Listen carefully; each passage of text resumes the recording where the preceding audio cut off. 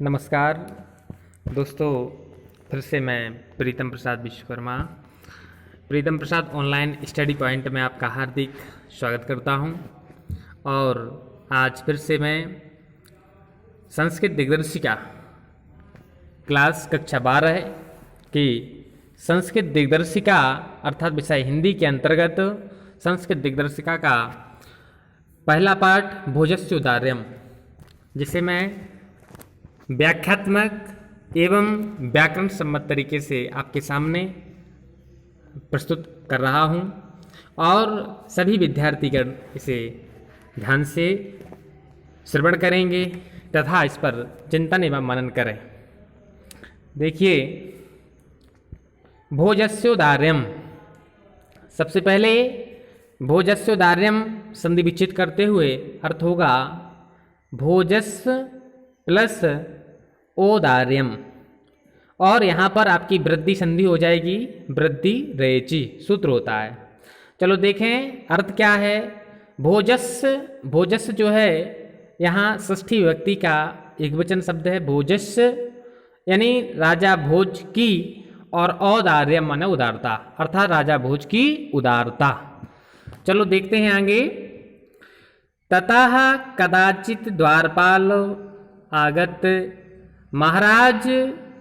महाराजम भोजम प्राह देवो कौपीनाम अवशेषो विद्वान द्वारी वर्तते इति।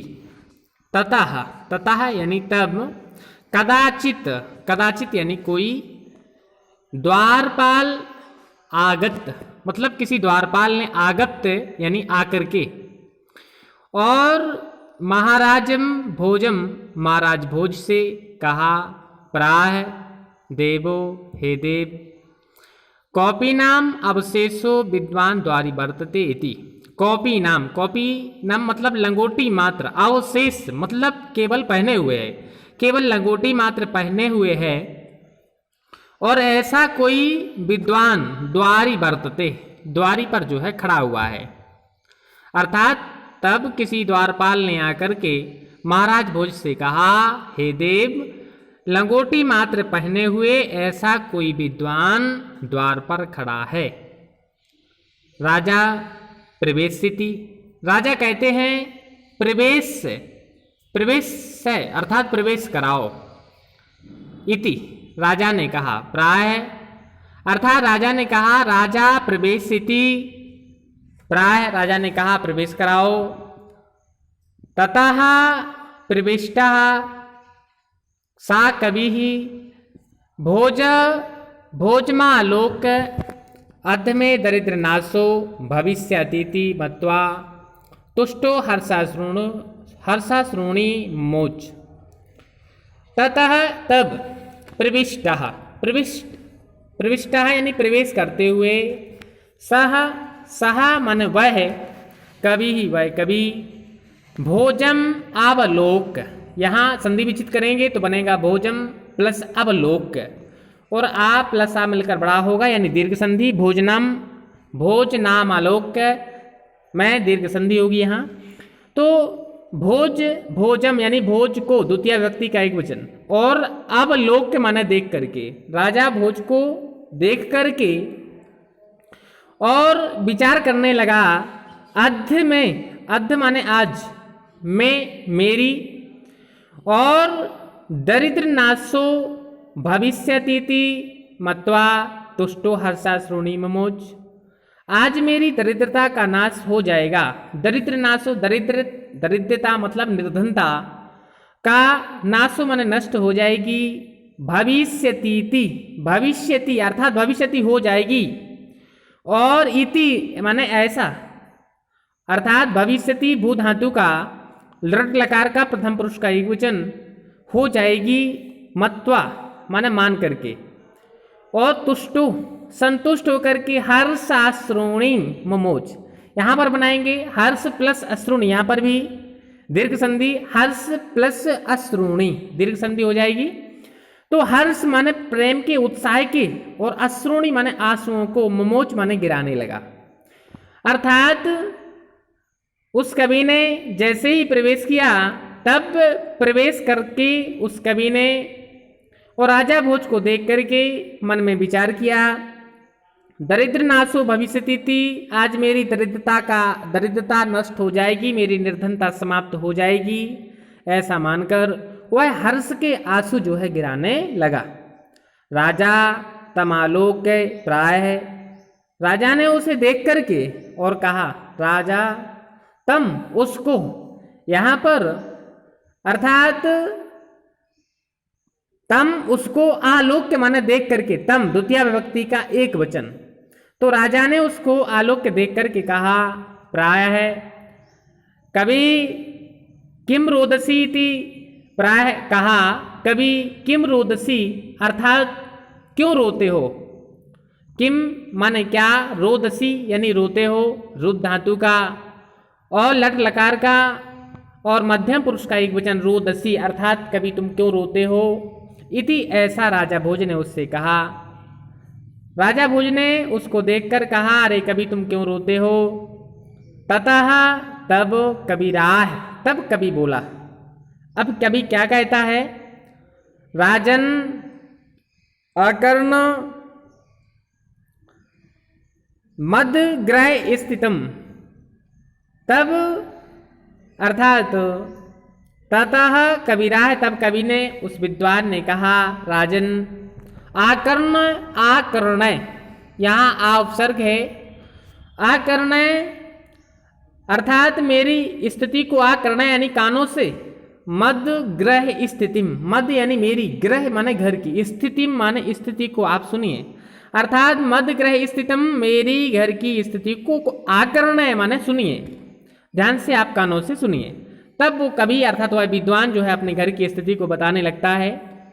कहता है, अये लाजानुच्चैः पति, अये लाजानुच्चैः पति वचनम् आकर्ण गृहिणी, शिशौ कर्णौ यतिनाथ सुपहित बती दीन बदना, मयि क्षीणोपाये यदि कृतं दृशावश्रुबहुले, तदयन्तः शल्यं मे त्वमसि पुनरोदम उचितः।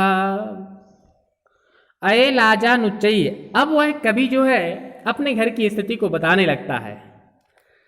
आगे कहता है, अये लाजानुच्चैः, अरे लाजानुच्चैः अर्थात धान के खीले लेने वाला और कोई पथी माने रास्ते पर, और उच्चैः लाजा अनुच्चैः अर्थात धान के खीले कोई लेने वाला और धान के खीले लेने के लिए और पथी माने रास्ते पर, और कोई उच्चैः माने ऊंचे स्वर में बोल रहा था। अरे धान के खीले ले लो, ऐसा शब्द कोई पथिक रास्ते पर बोल रहा था। पथी ही सप्तमी विभक्ति का एक वचन, रास्ते पर, पथ माने रास्ता अर्थात रास्ते पर बोल रहा था। तब वचनम आकर्ण, वचनम माने वचन, उसकी इस आवाज को आकर्ण, आकर्ण माने सुना, गृहिणी माने मेरी पत्नी ने, मेरी पत्नी ने इस आवाज को, इस बात को सुना। तब क्या किया, शिशौ कर्णौ यतिनाथ सुपिहितवती दीन बदना, शिशौ अर्थात बच्चे के, शिशौ कर्णौ माने कानों को, और यतनाथ माने प्रयत्न पूर्वक, और सुपिहितवती माने बंद कर लिया, दीन बदना और दीनता से, बदन माने मुख से, दीनता से भरे हुए और दृष्टि से, और जो है मेरी तरफ देखने लगी। आगे देखें अगली लाइन, तो यहां तक आगे, मयि क्षीणोपाये, मयि अर्थात मेरी तरफ, और क्षीण उपाय मतलब जो मैं, जिसका मेरे पास कोई उपाय नहीं था, मुझ उपायहीन या समाधानहीन और उपायहीन मेरी तरफ, यदि कृतम दृशाव अश्रु बहले, यदि कृतम, यद माने जो, कृतम माने किया, दृशाव अश्रु बहुले दृशाओ अश्रु बहुल, अर्थात आंखों में आंसू भरे हुए और दृष्टि से और मेरी तरफ देखने लगी। अर्थात वह आंखों में आंसुओं से भरे हुए और नेत्रों से मेरी तरफ जो है देखने लगी। तद अंतः शल्यम में त्वमसि पुनरोदमुचिता।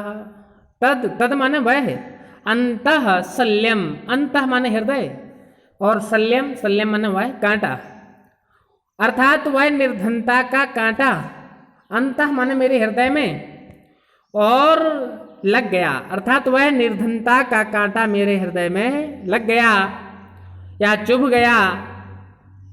तुम असी माने तुम ही, तुम यानी तुम, और असी माने हो, पुनरुदम फिर से इसे, और उदर तुम उचिता, अर्थात इसे निकालने में आप ही समर्थ हो। हे राजन, इस निर्धनता के कांटे को और आप ही जो है निकालने में समर्थ हो। अर्थात एक बार फिर ध्यान दें, अये लाजानुच्छयी पति वचनम आकर्ण्य गृहिणी, अरे धान के खीले ले लो, ऐसे शब्द को, अर्थात रास्ते में किसी राहगीर ने कहा, तब उसके वचनों को सुनकर के मेरी पत्नी ने अपने बच्चों के दोनों कानों को प्रयत्न पूर्वक बंद कर लिया और वह दीनता से भरी हुई दृष्टि से मुझ क्षीण उपाय वाले, अर्थात उपायहीन मेरी ओर, अर्थात आंसुओं से भरे हुए दृष्टि से देखने लगी। तब से तद अंतः शल्यम में वह निर्धनता का कांटा जो है मेरे हृदय में चुभ गया, जिसे त्वमसि पुनरुद्धम मुचिता, जिसे तुम ही जो है निकालने में, आप ही निकालने में समर्थ हो। राजा शिव इति उदीर्यन, राजा ने शिव कहते हुए अत्यधिक उदारता के साथ प्रत्यक्षरम लक्ष्यम दत्वा प्राह त्वरितम गच्छ गेहम गृहिणी त्वद्गृहिणी खिन्ना वर्तते। राजा ने शिव नाम का उच्चारण किया और उदीर्यन उदारता पूर्वक प्रेम स्नेह के साथ उसे प्रत्येक अक्षर पर लाखों रुपए उसे प्रदान किए और दत्वा, दा धातु का कित्वा प्रत्यय लगा करके यहाँ पर बना है दत्वा, दे करके प्राय कहा, त्वरितम माने शीघ्र ही, गच्छ माने जाओ, गेहम माने घर, अर्थात तुम शीघ्र ही अपने घर जाओ। त्वद गृहिणी खिन्ना वर्तते, त्वद यानी तुम्हारी, गृहिणी माने पत्नी, खिन्ना माने दुखी और वर्तते माने हो रही होगी, या अर्थात दुखी है, तुम्हारी पत्नी अत्यधिक दुखी है, अर्थात तुम शीघ्रतापूर्वक जो है घर जाओ।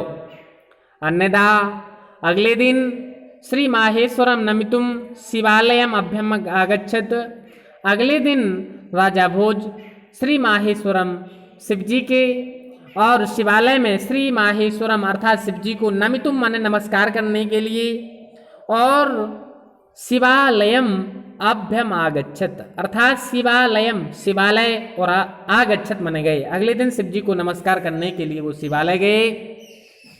तदा कोपि ब्राह्मणः राजानम शिव सन्निधौ प्राह, व तदा माने तब, कोपि माने कोई, ब्राह्मणा को अभी कोई भी ब्राह्मण, राजानम राजा को और देख करके शिव सन्निधौ प्राय, शिव जी के पास आकर के और राजा भोज से जो है कहने लगा, प्राय देव, हे राजन सुनिए। अब इसके बाद कोई ब्राह्मण आता है और वह राजा भोज से वहां पर जो है कहने लगता है, क्या कहता है, चलो ध्यान देंगे आगे। विद्यार्थियों, मेरे इस चैनल को आप सब्सक्राइब, लाइक और शेयर भी करते रहिएगा। यदि आपके लिए कोई पॉइंट कहीं पर दिक्कत हो रही हो तो आप उसे कमेंट बॉक्स में लिख करके हमें उसको आप अवगत कराएं, मैं उसमें और सुधार करने का प्रयास करूंगा। और मेरे इस चैनल को प्रीतम प्रसाद ऑनलाइन स्टडी पॉइंट, इस चैनल को, इसकी बेल आइकन को जरूर दबा लीजिएगा, जिससे मेरे द्वारा बनाए गए इंटरमीडिएट माध्यमिक शिक्षा परिषद इलाहाबाद द्वारा, माध्यमिक शिक्षा परिषद प्रयागराज द्वारा जो है जो सिलेबस निर्धारित किया गया है उसको पूरी तरह से शब्दार्थ अर्थात अच्छे तरीके से आपके सामने और जो है प्रस्तुत किया जाएगा, और इसलिए नोटिफिकेशन आपके लिए मिलता रहे, इसलिए बेल आइकन को दबाए रखिएगा और मेरे इस चैनल को सब्सक्राइब जरूर करिएगा। चलो आगे देखते हैं। अब उस शिव जी के पास जो आया, हाँ, वह कवि क्या कहने लगा, चलो देखते हैं। कोई ब्राह्मण है, वह क्या कहता है, सुनिएगा, देखें। अर्धम दानव बैरिणा गिरिजयार्धम शिवास्याहतम देवेतम जगति तले पुरहरा भावे सम्मेलति गंगा सागरंबिरम शशिकला नागाधिपाच्छम तलम सर्वज्ञत्वम् अधीश्वरत्वम् आगमत त्वां मां तु भिक्षाटिनम्। अर्धम, विद्यार्थियों, अर्धम, अर्धम माने आधा। दानव वैरिणः, वह ब्राह्मण और राजा भोज से कहने लगता है, हे देव, हे राजन, अर्धम यानी आधा, और दानव वैरिणा, दानवों के बैरी या दुश्मन, राक्षसों के दुश्मन भगवान विष्णु, और गिरिजया, गिरिजा यानी पार्वती, और गिरिजया यहाँ तृतीया विभक्ति का स्त्रीलिंग का एक वचन गिरिजया, गिरिजा के द्वारा यानी पार्वती के द्वारा। अर्धम माने आधा, शरीर जो है धारण कर लिया है, और जिससे शिवस्य आहतम, शिव जी का अभाव हो गया। शिवस्य आहतम अर्थात आधा आधा क्या होता है, पूरा। तो वो ब्राह्मण राजा भोज से कहता है, हे राजन, आज अर्धम दानव बैरिणा, अर्थात शिव जी का आधा शरीर राक्षसों के दुश्मन भगवान विष्णु ने धारण कर लिया, और आधा शरीर जो है पार्वती जी ने जो है धारण कर लिया। अब क्या हुआ, शिवस्य आहतम, शिव जी का अभाव हो गया। जब शिव जी का अभाव हुआ तब क्या हुआ, अब जब शिव जी भगवान शिव शंकर जो है ना ही रहे, तब क्या हुआ, देवेतम जगति तले, तब देव देव देवे, हे देव, इत्थम माने इस प्रकार से, जगति तले माने इस पृथ्वी तल पर, पुरहरा भावे अर्थात पुरहर अर्थात भगवान शिव जी का जो त्रिपुरारी हैं, तीनों लोकों के संरक्षक एवं संहारक हैं, तो उन शिव जी का और पूरी तरह से अभाव हो गया, अर्थात समुन्मीलति, सब प्रकार से इस पृथ्वी पर उनका पूरी तरह से क्या हो गया, अभाव हो गया। अब क्या हुआ, गंगा सागर अंबिरम, गंगा, अब जो उनके सिर पर गंगा जी विराजमान थी तो वो सागर में चली गई, क्योंकि जब शंकर जी नहीं रहे तो गंगा जी कहाँ जाती, तो जो गंगा जी थी वो कहाँ चली, सागर में चली गई।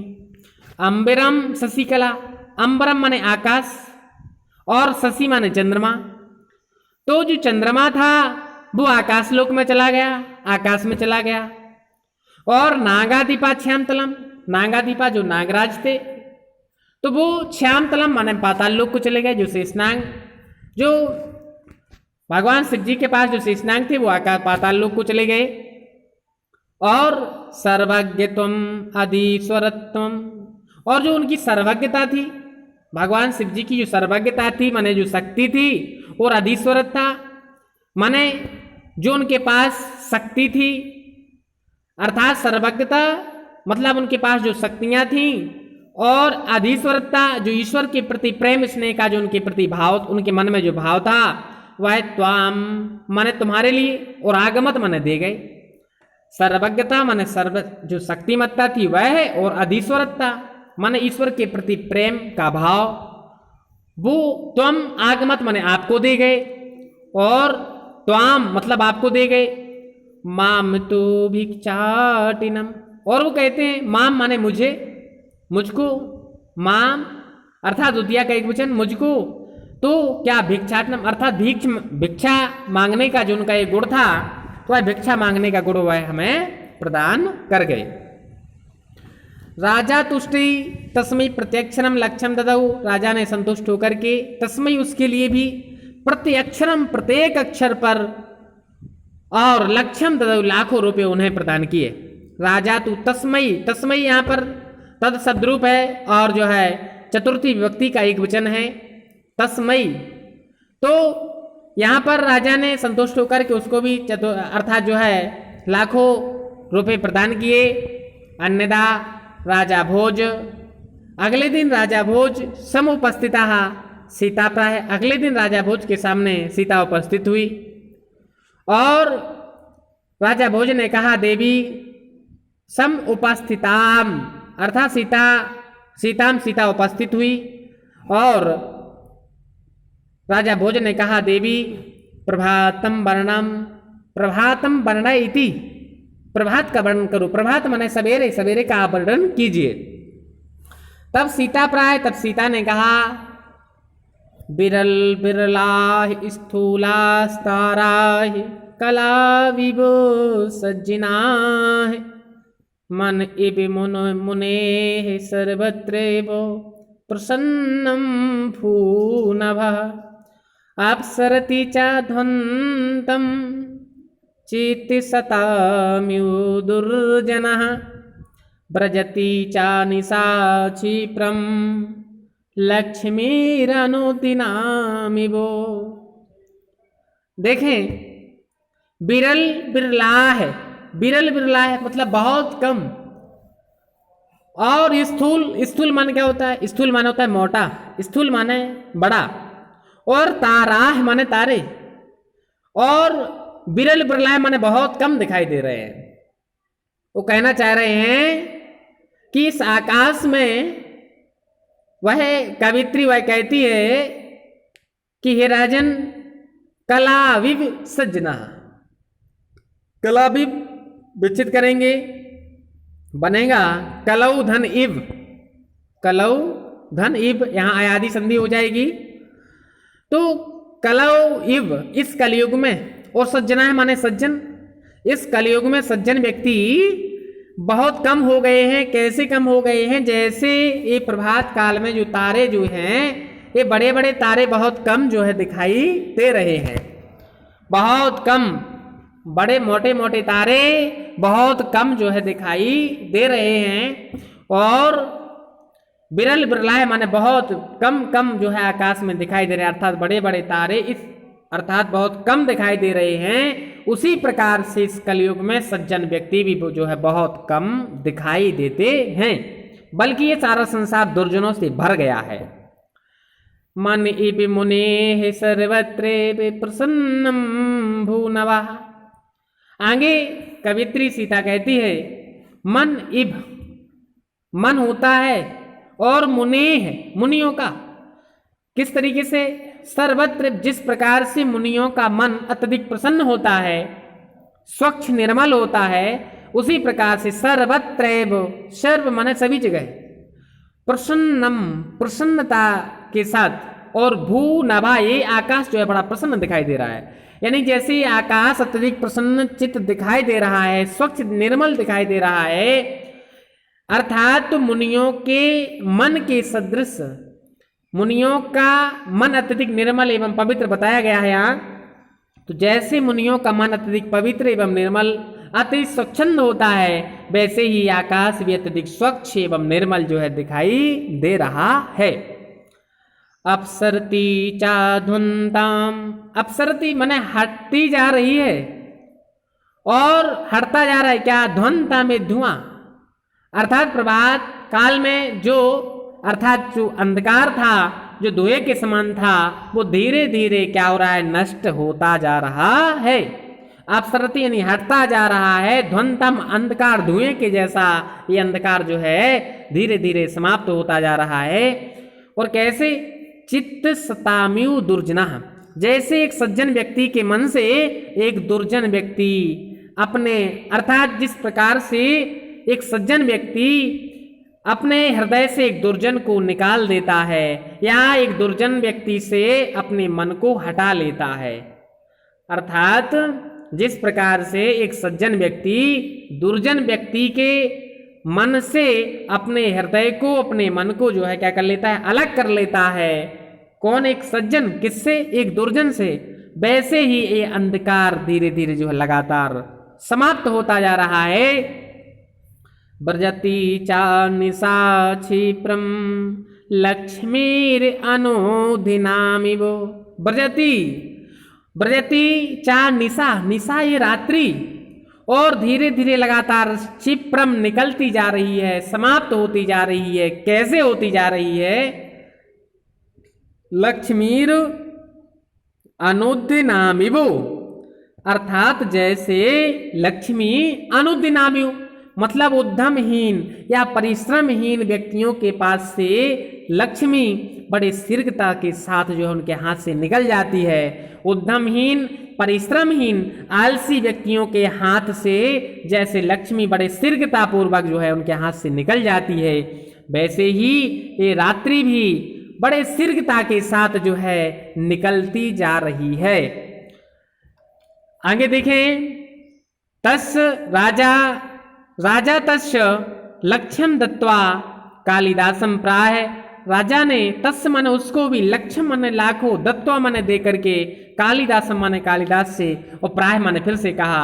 राजा ने लाखों रुपए उसको भी प्रदान किए और फिर कालिदास से कहा, सखे सखे ये मित्र, तुम अपी माने तुम भी, ओ प्रभातम वर्णयति, तुम भी प्रभात का वर्णन करो, यानी सवेरे का वर्णन करो।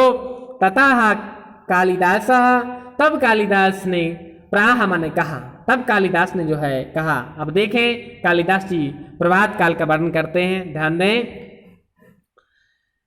अभूति प्राची पिंगा रसपतिरिविप्राप्य कनकम गतश्चाये चंद्रो बुद्धिजनैः विग्राम्य सदसि क्षणं क्षीणस्तारहि निर्पतया इवानुद्धं पराः नादीपा राजन्ते द्रविणरहितानामियो गुणाः। अभूत प्राची पिंगा, अभूत प्राची, अभूत माने उत्पन्न हो गई है, प्राची माने पूर्व दिशा, पिंगा माने पीले रंग की, और रसपति रिब प्राप्य कनकम। कनकम अर्थात कनक माने क्या होता है? सोना। प्राप्य माने प्राप्त करके। क्या? रसपति रिब, रसपति रिब मतलब पारे को पा करके। अर्थात जिस प्रकार से पारा और एक सोने के साथ में मिल करके पीले रंग का हो जाता है, वैसे ही अभूत प्राची पिंगा, वैसे ही ये पूर्व दिशा और जो है पूरी तरह से कोहरे के कारण जो है पीली दिखाई दे रही है। अर्थात अभूत प्राची पिंगा। कालिदास जी कहते हैं कि जैसे अर्थात एक पारा सोने के साथ मिलकर के और पीले वर्ण को, पीले रंग को प्राप्त कर लेता है, वैसे ही ये पूर्व दिशा कोहरे के कारण और सूर्य से उत्पन्न होने वाले प्रकाश के कारण अत्यधिक पीले रंग की दिखाई दे रही है। यानी पूर्व दिशा अत्यंत पीले रंग की दिखाई दे रही है। कैसे? जैसे एक पारा सोने के साथ मिलकर के और पीले रंग का जो है दिखाई देने लगता है। गतश्चाय चंद्रो, गतश्चाय चंद्रो, और चंद्रमा के, गतश्चाय माने चले जाने पर, अब चूंकि सवेरा हो गया है तो चंद्रमा क्या होगा? चला जाएगा। तो गतश्चाय चंद्रमा के और चले जाने पर बुधजन एव ग्राम सदसी, अर्थात चंद्रमा के चले जाने पर और बुधजन, चंद्रमा जो है समाप्त हो गया है, तो अर्थात बुद्धजन इव ग्राम सदसी, जिस प्रकार बुद्धिमान व्यक्ति अर्थात बुद्धजन इव ग्राम सदसी, जिस प्रकार ग्राम्य सदसी अर्थात गवारों के बीच में और बुद्धजन कोई बुद्धिमान व्यक्ति पहुंच जाए, तो जैसे गवारों के बीच में एक बुद्धिमान और व्यक्ति शोभाहीन हो जाता है, अनेक मूर्खों के बीच में यदि कोई एक समझदार व्यक्ति कोई बुद्धिमान व्यक्ति पहुंच जाए तो वह शोभाहीन हो जाता है। और वैसे ही ये चंद्रमा भी जो है दिन प्रभात यानी सवेरा होने के कारण और क्या हो गया है, अर्थात कांतिहीन हो गया है। ये चंद्रमा भी कैसा हो गया, कांतिहीन हो गया है।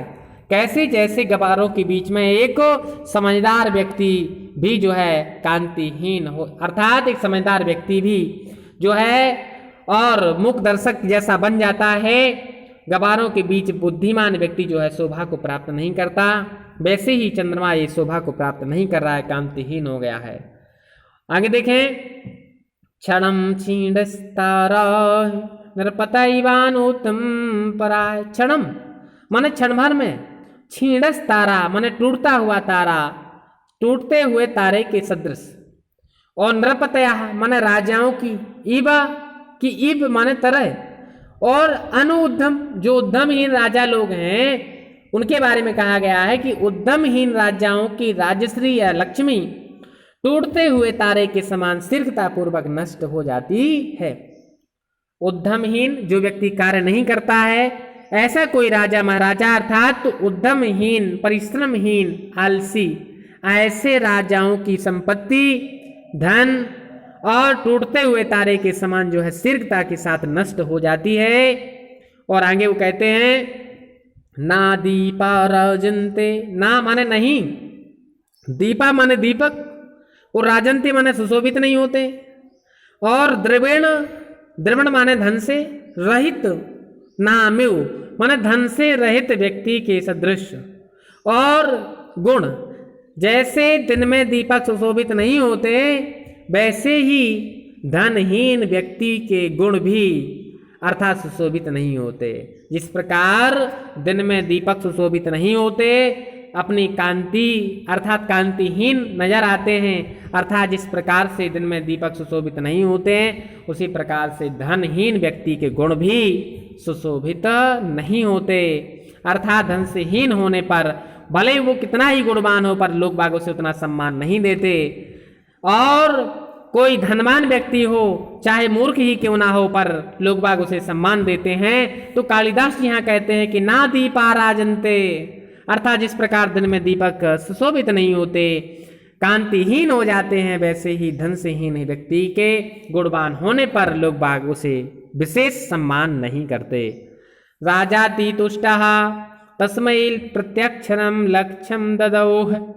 राजाति तुष्टः, राजा ने अत्यधिक संतुष्ट होकर के, और तस्मै माने उसके लिए, और प्रत्यक्षरम माने प्रत्येक अक्षर पर, लक्ष्यम ददौह माने लाखों रुपए उसे प्रदान किए। राजा ने संतुष्ट होकर के उसे लाखों रुपए जो है प्रदान किए।